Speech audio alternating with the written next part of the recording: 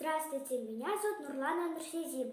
Я учусь в школе гимназии по имени Паисия Барышня Шанова. Я учусь в 4 Д классе. Это дикое хищное животное рысь.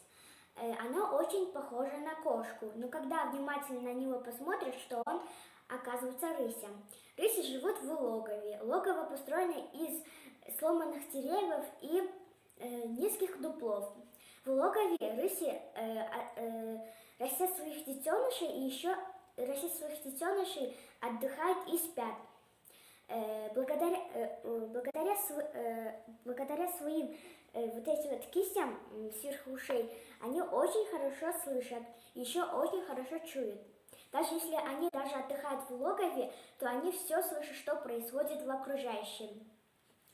Рыси весят от 10 килограммов до 20 килограммов. Новорожденные рысята весят всего 200 или 250 граммов. Когда новорожденные рысята только что родились, то их глаза будут слепыми, а уши не будут слышать. После 8 или 12 дней они уже могут видеть и слышать. До одного месяца мать будет кормить их только молоком. После 1 месяца мать принесет им добычу, и они будут их есть.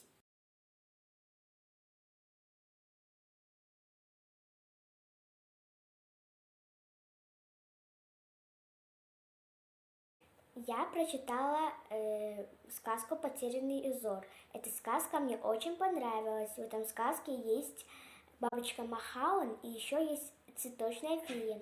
Жила-была бабочка Махаон. У нее были прекрасные крылья, и она всех хвасталась им. И однажды цветочная фея ей сказала: ты должна делать свою работу, ты должна цветкам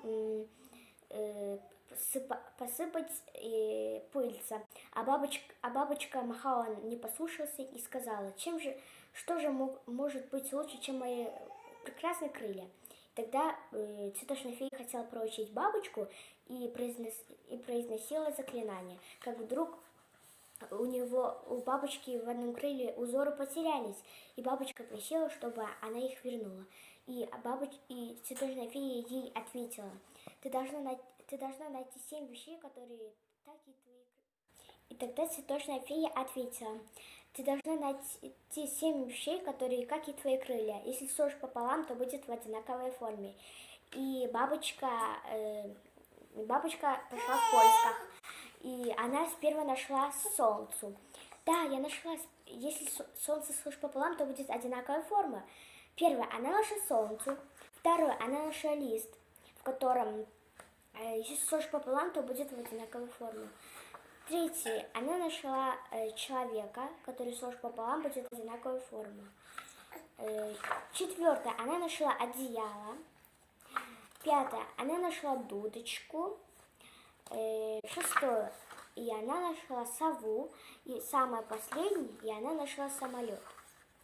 И она пошла к цветочной фее и сказала.